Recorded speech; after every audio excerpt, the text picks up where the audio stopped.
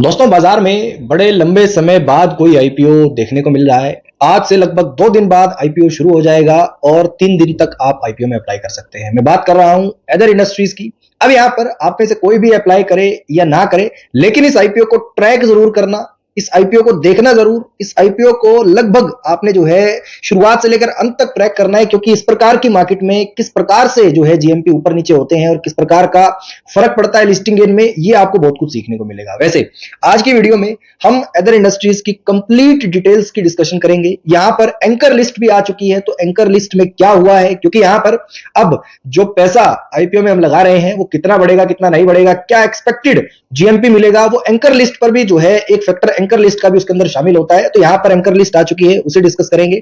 उसके बाद हम जो है ग्रे मार्केट प्रीमियम की क्या हालत चल रही है वो डिस्कस करेंगे। कंपनी का बिजनेस, कंपनी की डिटेल्स, कंपनी का ओवरव्यू ये डिस्कस करेंगे।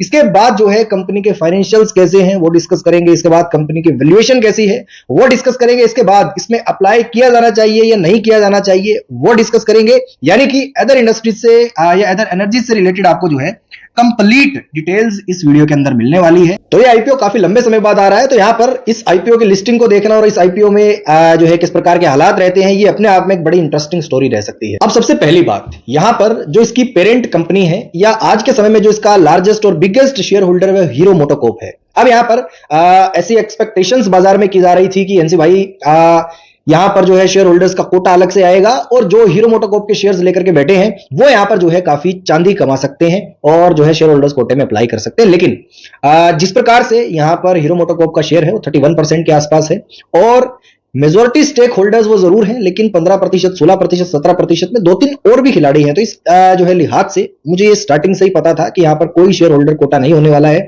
सो यहाँ पर शेयर होल्डर कोटा फिलहाल है भी नहीं, तो जो भी हीरो मोटोकॉर्प्स के शेयर लेकर के बैठे हैं उनके लिए कोई फायदा फिलहाल नहीं है। अब बात करते हैं सबसे इंटरेस्टिंग टॉपिक की, ग्रे मार्केट प्रीमियम की क्या हालत चल रही है। देखिए, अगर ग्रे मार्केट प्रीमियम की सबसे पीक देखी जाए तो वो लगभग 40 से 50 रुपए तक की गई थी। वो 22 तारीख के आसपास चल रहा था डेटा, 21 से 22 के आसपास लगभग 40 से 50 के बीच में ग्रे मार्केट प्रीमियम घूम रहा था। लेकिन अगर इसकी लोवेस्ट साइड में आपको बताऊं तो ये 5 से 8 रुपए के बीच में भी आ चुकी है। ये 25 तारीख जो रिसेंट 25 है, इसमें जो है लगभग 5 से लेकर के 8 के बीच में ग्रे मार्केट प्रीमियम है। तो फिलहाल की मार्केट को देखते हुए, हालांकि ग्रे मार्केट प्रीमियम कुछ भी डिसाइड नहीं करता है, जस्ट एक अंदाजा होता है सप्लाई और डिमांड के बीच में कि यहां पर जो है ऑफलाइन मार्केट में कैसी हालात चल रही है इस आईपीओ को लेकर के। सो अगर आपको ग्रे मार्केट प्रीमियम के लिए यहां पर इन्वेस्ट करना है तो मेरे हिसाब से आपकी एक्सपेक्टेशंस पर जरा पानी फिर गया है, और अगर इसको आप मैक्सिमम जो है एक्सपेक्ट करके चले तो आप 4 to 5% के बीच में कहीं ना कहीं जो है ग्रे मार्केट प्रीमियम के गेन्स एक्सपेक्ट कर सकते हैं। और आइदर अगर ग्रे मार्केट प्रीमियम के लिए ही कोई इन्वेस्ट करना चाह रहा है तो यहां पर 15% से नीचे ग्रे मार्केट प्रीमियम में इन्वेस्ट करने का कोई मतलब नहीं होता है। तो यहां पर कहीं ना कहीं जो है ग्रे मार्केट प्रीमियम के आधार पर हमें मायूसी हाथ लगती है। अब बात करते हैं अदर एनर्जी आईपीओ की एंकर लिस्ट की। अब जैसा कि आप जानते हैं, 13 जितना भी फंड ये रेज कर रहे थे, इसमें से 1340 करोड़ इन्होंने एंकर इन्वेस्टर्स के लिए जो है पहले से रखे थे। अब उसके अंदर जो है वो कोटा अच्छे तरीके से सब्सक्राइब हुआ है और उसके अंदर लगभग टोटल 36 प्लेयर्स हमें देखने को मिलते हैं। और यहां पर ये जो प्लेयर्स हैं बेसिकली लॉक इन पीरियड भी फेस करेंगे। पहला यहां पर 50% जो भी स्टेक होगा उसके लिए 30 दिन का लॉक इन पीरियड है, और जो बाकी का 50% है उसके लिए 90 दिन का लॉक इन पीरियड है। ये जो लॉक इन पीरियड है वो एंकर इन्वेस्टर्स के लिए है। तो यहां पर अगर एंकर इन्वेस्टर्स में टॉप नाम मैं आपको बताऊं तो इसके अंदर जो प्रोमिनेंट नेम्स निकल करके आते हैं उसमें PSBI mutual fund, Aditya Birla Sun Life mutual fund, ICICI Prudential mutual fund, Invesco mutual fund, Franklin Templeton ये एक अदर नाम है। इसके बाद SBI Abu Dhabi investment authority, Morgan Stanley. यहां पर जो है कुल मिलाकर के कंपनी ने 321 रुपए प्रति शेयर के दर से शेयर्स बेच करके 1340 करोड़ रुपए इन एंकर इन्वेस्टर्स से उठाए हैं। अगर डोमेस्टिक म्यूचुअल फंड्स की बात की जाए तो जिसमें पीएसबीआई mutual fund, Aditya Birla Sun life, ICICI prudential, Invesco और यूनियन म्यूचुअल फंड आता है। और अगर जो अदर इन्वेस्टर्स हैं जो फॉरेन इन्वेस्टर्स टाइप के हैं उसमें एसबीआई और Abu Dhabi investment authority, Franklin Templeton, Morgan Stanley और सोसाइटी जनरल आ जाते हैं। यहां पर अगर एंकर डिटेल्स की कुछ और अदर बातें आपको बताऊं तो इसमें 4.17 करोड़ शेयर्स इनको दिए गए हैं। टोटल 36 फंड्स ने इसके अंदर इन्वेस्ट किया है और एंकर इन्वेस्टर्स की जो पूरी की पूरी लिस्ट है वो कंप्लीट होती हुई नजर आई है। तो यहां पर अगर स्पेसिफिक इसको जो है एंकर लिस्ट की कैटेगरी में देखा जाए तो एंकर लिस्ट की कैटेगरी में इसमें बम्पर सब्सक्रिप्शन आपको देखने को मिला है, जो कि ऐसा दिखाता है कि हो सकता है इस गिरावट वाले बाजार में काफी लंबे समय बाद ये आईपीओ आ रहा है तो कुछ इंटरेस्टिंग इस आईपीओ में होता हुआ दिख सके। बाकी कुछ और डिटेल्स हैं जो मैं आगे आपके साथ डिस्कस करूंगा।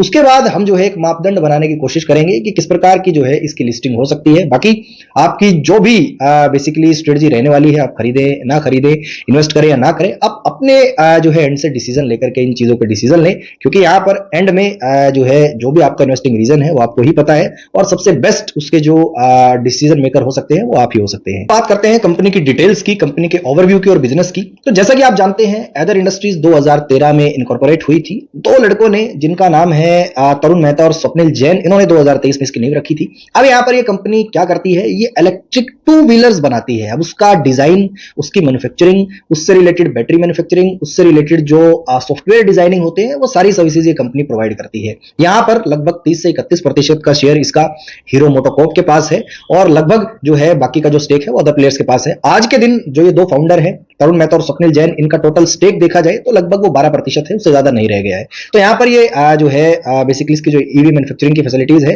वो व्हाइटफील्ड बेंगलोर में और हौजर तमिलनाडु में सिचुएटेड है।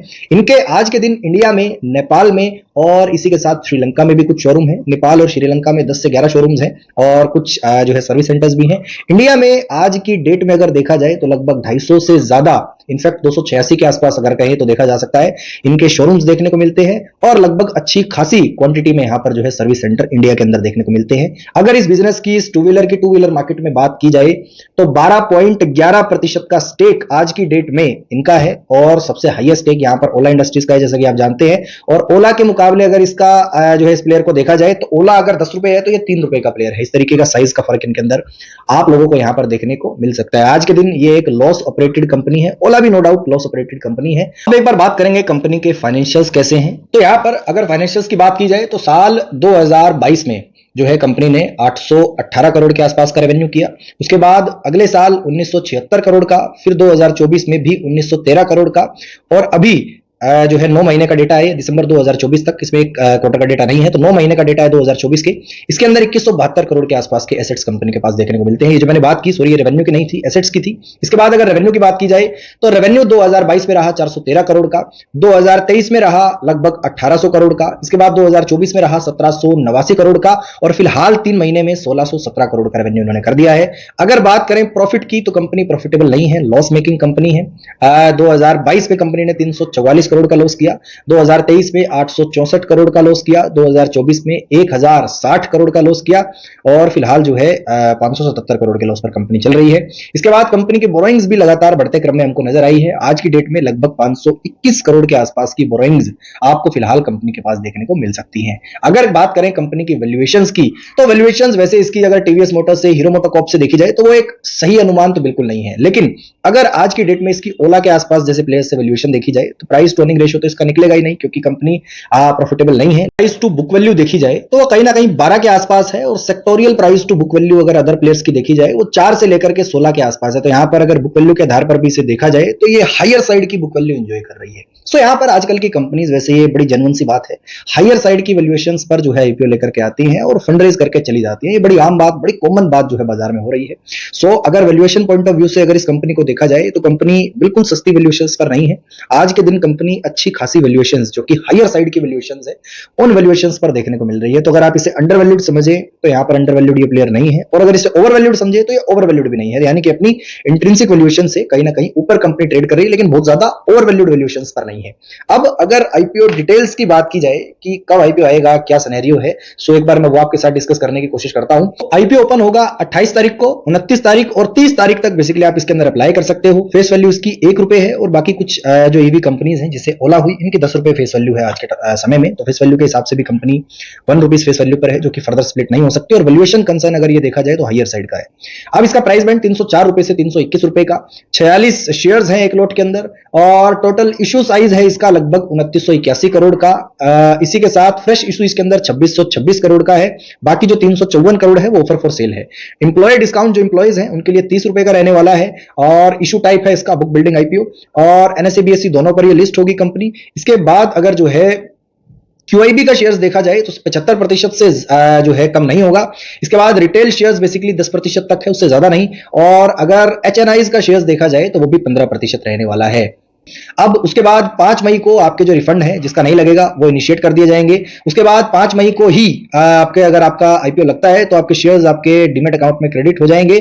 और उसके बाद जो है लिस्टिंग डेट है इसकी 6 मई को। सो यहां पर 6 मई को ये जो है बाजार के अंदर लिस्ट हो जाएगा। यहां पर रिटेल निवेशक मिनिमम 14,766 रुपए से इन्वेस्ट कर सकते हैं, मैक्सिमम 1,91,958 रुपए से। और अगर स्मॉल HNIs कैटेगरी की बात की जाए तो 2,06,000 रुपए। अगर स्मॉल HNIs मैक्सिमम कैटेगरी में बात की जाए तो 9,89,000 रुपए, 322 रुपए के आसपास वो इन्वेस्ट कर सकते हैं। और अगर बिग HNIs की बात की जाए तो वो 10,04,000 रुपए इसके अंदर इन्वेस्ट कर सकते हैं। अब यहां पर कुछ सारी बातें हमने जो है स्पेसिफिक जो है आईपीओ से लेकर की। अब पहली बात, क्या हंसी भाई इस आईपीओ में अप्लाई करना चाहिए नहीं करना चाहिए? देखिए, मैं बिल्कुल भी आपको नहीं बता सकता कि इसके अंदर अप्लाई करना चाहिए नहीं करना चाहिए, लेकिन ये सारे डेटा फैक्ट्स को जोड़ तोड़ कर मैं आपको कुछ जो है बातें बताना चाहूंगा। अगर आप जो है इस स्पेसिफिक आईपीओ के में बेसिकली लिस्टिंग गेन्स के लिए अप्लाई करना चाहते हैं तो पहली बात, क्या आपने ओला के आईपीओ का हाल नहीं देखा? ये मैं आपसे क्वेश्चन पूछना चाहूंगा। उसके बाद यहां पर पहली बात, लिस्टिंग गेन्स अच्छे खासे नहीं है, तो लिस्टिंग गेन्स के लिए मुझे कहीं ना कहीं ये चीज अच्छी नहीं लगी। इसके बाद दूसरा पॉइंट है कि क्या एनसी भाई अदर इंडस्ट्रीज आगे जाकर के मल्टी बैगर बन जाए, क्या पता।